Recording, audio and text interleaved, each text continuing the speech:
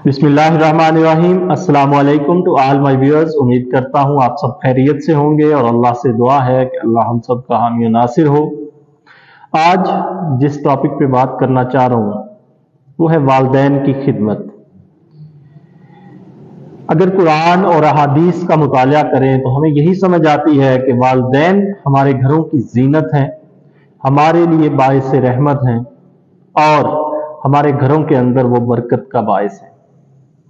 लेकिन अफसोस का मुकाम है कि हमारी जो अब यंग जनरेशन्स हैं या इस वक़्त के साथ साथ हम लोग वालिदैन को वो मुकाम नहीं दे रहे जो हमारा इस्लाम कुरान और सुन्नत की रोशनी में, कुरान और हदीस की रोशनी में हमें उनको देने के लिए हुक्म करता है। अगर इस्लाम के अंदर देखा जाए तो जब नबी अकरम सल्लल्लाहु अलैहि वसल्लम के पास एक सहाबी आए कि या रसूलुल्लाह सल्लल्लाहु अलैहि वसल्लम, मैं जहाद पर जाना चाहता हूं, तो नबी अकरम सल्लल्लाहु अलैहि वसल्लम ने उससे सवाल पूछा था कि क्या तुम्हारे माँ बाप जिंदा हैं? तो उसने जवाब दिया जी।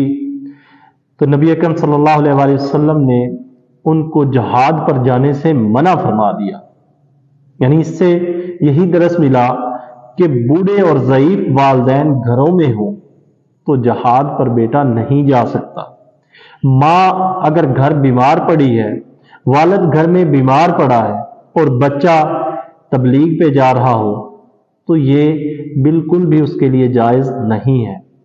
वालिदैन घर में हैं, ज़ईफ हैं, आप उनकी खिदमत कर सकते हैं और बेटा किसी दरबार पे जाके पड़ा हो तो क्या वो उसकी इबादत जायज़ है? बिल्कुल नहीं। क्योंकि अगर नबी अकरम सल्लल्लाहु अलैहि वसल्लम ने सहाबी को जहाद जैसे बड़े अमल से रोक दिया सिर्फ इस खातिर कि आपके वालिदैन घर में है और ज़ईफ है तो उनकी खिदमत करके आप जन्नत हासिल कर सकते हैं। इसी के अलावा अगर हजरत अवैस करनी रजी अल्लाह ताला अन्हो की बात करें, जिनको इतना बड़ा मुकाम हासिल है कि नबी अकरम सल्लल्लाहु अलैहि वसल्लम ने सहाबा से फरमाया था कि कोई जाए और अवैस करनी रजी अल्लाह ताला अन्हो से दुआ करवाए।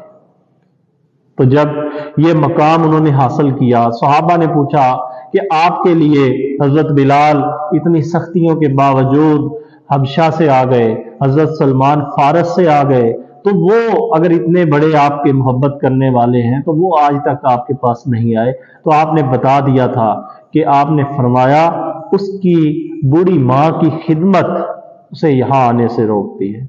लेकिन फिर उन्होंने वो मकाम पाया कि हजरत उमर फारूक रजी अल्लाह ताला अन्हो और हजरत अली रजी अल्लाह ताला अन्हो उन्होंने उनसे दुआ करवाई।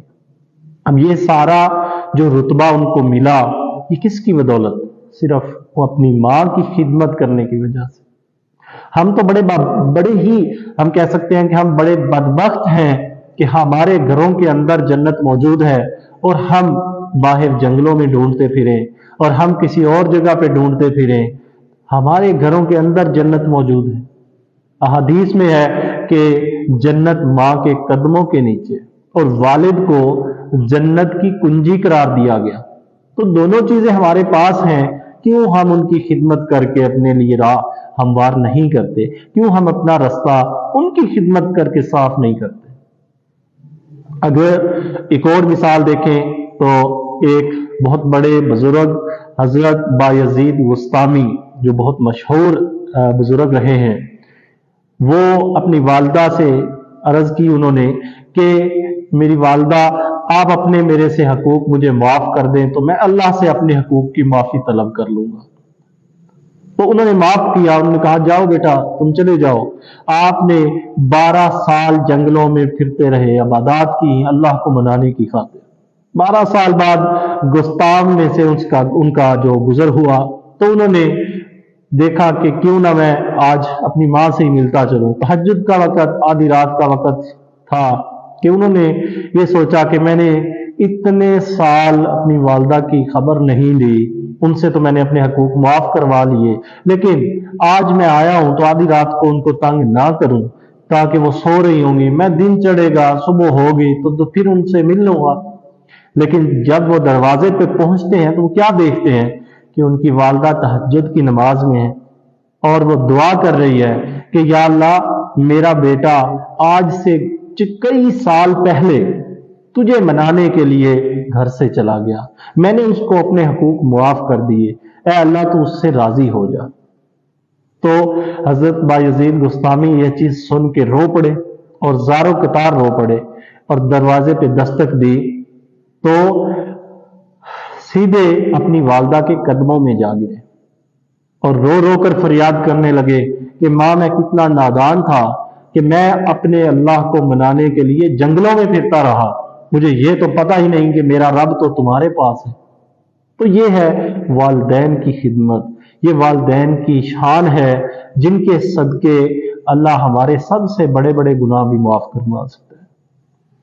تو کوشش کریں، اب رمضان ہے، رمضان کا مہینہ بھی ہے، تو رمضان کے مہینے کے حوالے سے وہ حدیث بھی آپ نے اکثر سنی ہوئی ہے کہ جب نبی اکرم صلی اللہ علیہ وآلہ وسلم منبر پر تشریف لے کے جا رہے تھے تو آپ نے 3 دفعہ آمین کہا، جس میں سے ایک تو یہی تھا کہ ہلاک ہو گیا وہ شخص جس نے اپنے بوڑھے والدین کو اپنی زندگی میں پایا اور ان کی خدمت کر کے وہ جنت حاصل نہ کر سکا۔